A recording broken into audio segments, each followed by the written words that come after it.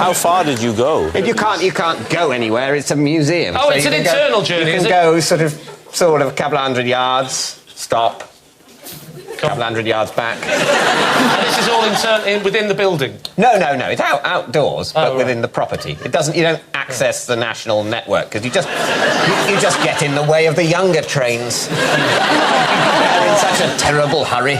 Oh dear, says the old steam chain. Why is everyone in such a rush? It's because the network's so terribly underfunded. Say the trucks. Who's this coming through? It's a young engine. Get out of my way, David. I've got important letters to deliver. That engine's very angry, said David Mitchell.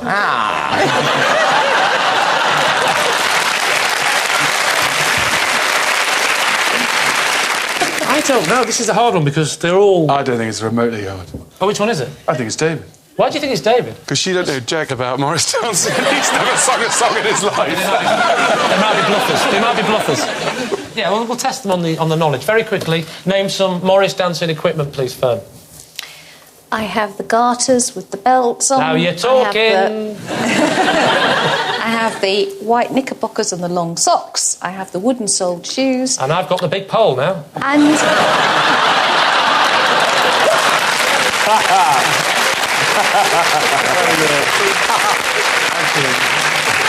Now, let's look at Ken. Does Ken look like a Morris dancer, yes or no?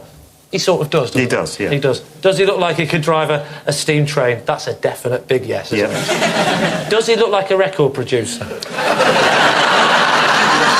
Not today. So what are you going for? What do you think? Well, it's not Richard. There's no conviction in what he's saying. He's no conviction in the Spice Girls movie, but he did that. See, I can't see anything but a Morris dancer when I look at him So now. you're thinking it's Fern? I am increasing. If we could get a look at his hands, I'm sure we could see if he was a Would you steam like train to driver. see Ken's hands? Yes. Oh, look out. The doctor's in. There we go. There he comes. He's a record producer. Is he? What? Are they smooth? Right, is that your final answer? They're not manual labourers' hands. So what is he? Well, I'll go with Dr. Martin. Oh, God, no, don't. Not me. It's a Morris dancer, then. You think it's Fern? Yeah, let's You go think with it's... Fern now. Well, then I'm going to have to go with the team saying it's Fern. You're saying it's Fern? It goes against all my better judgment. All right, OK. Ken, would you please reveal your true identity? Yes, I'm Ken, and I produced a record with Richard E. Grant. Yes, Ken produced Richard's record, a dance version of a Shakespeare soliloquy. And as luck would have it, we've got a clip. Yay! Whether it is nobler in mind or to take arms against a sea, end them, to die, to sleep, no more, no more.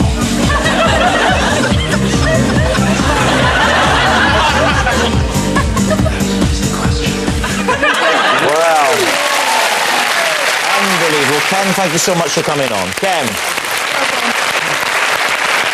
Wow. Which brings us to our final round, quick-fire lies, in which our panellists lie not only to their teeth, but also against the clock. And we start with... Lee. There was a saying in my old school, if Lee Mack can pass his geography O-level, then anyone can. It's eminently plausible, David, but is it true?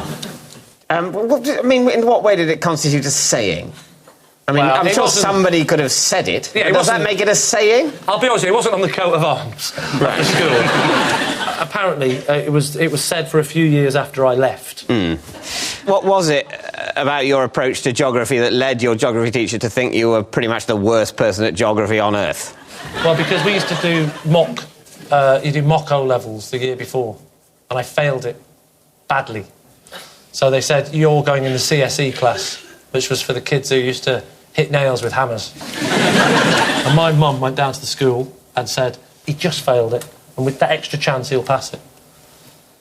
And they looked at her sad little crying eyes and and that bag of coal on her back, and they said, Mummy Mac, they said, We'll give him that one chance. Look, Lee, if this isn't being developed into a film, then you've been robbed. What was the grade? The grade that I passed with? Yeah. C.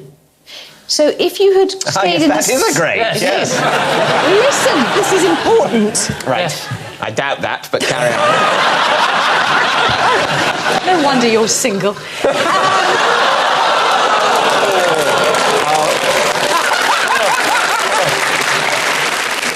So, Lie. Lee. Lee? What? No, that's the name of your Vietnamese bride.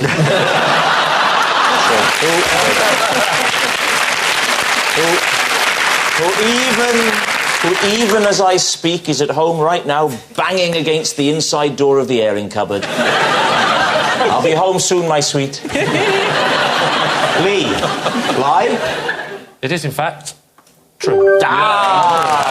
True. Next. David Mitchell. Here we go. I, of course, got a grade A degree in geography.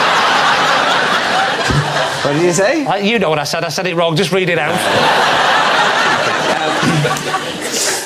For 6 months, I wrote horoscopes for a women's magazine. There we are. Lee. Right. What was the women's magazine? Got him at hurdle number 1. Top Santé. What? What women's magazine is that? That's a magazine, definitely. Have you heard of Top Sunset? No, it's like I have. Christmas mag. What is You it? not heard of it? Never. Top Have you heard of it, Richard? No. Have you heard of it? Oh, David? yes. There we are, thank Yes. goodness. We've not heard of it, have we? If you'd have said... Oh, it's not aimed at you, is it? Frankly. Well, it depends how annoying he's being.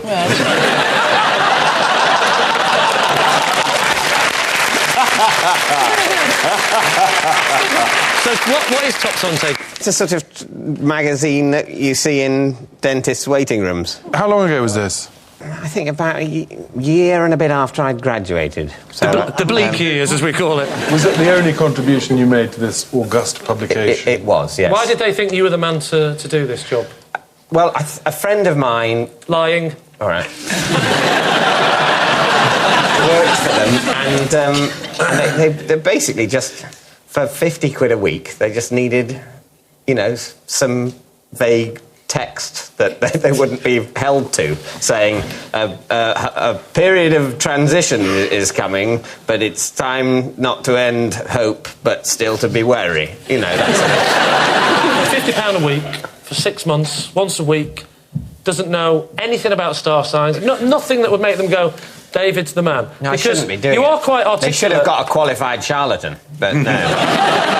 Slowly, it's time to take a guess. Is David telling us the truth, do you think, or could this be a lie? Oh, it's a fib, he's lying. All right, he said it with conviction. Yes. I'm saying he's lying. What do you say? Sanjeev? Yeah, I think he's a liar. So you're saying it's a lie. David Mitchell, truth or lie? It's a lie. Oh, it was a lie. It was a humongous lie. May I just say, in my defence, obviously I know nothing about horoscopes, but the thing that you most disbelieve, there's definitely a magazine, isn't there? Yes. Called Top Yes. Santé? Yes, there is. I thought I was sitting there, name a woman's magazine. I couldn't think of a thing. One popped into my head, and frankly, I want a medal. I think you did very well. And that noise signals time's up. It's the end of the show, and I can reveal that it's a narrow victory for Lee by 6 points to 5. But of course, it's not just a team game, and my individual liar of the week is Martin Clunes. Yes. Martin Clunes, who I'm also starting to think isn't actually a real doctor, and perhaps I shouldn't have let him examine my testicles before the show. Goodbye.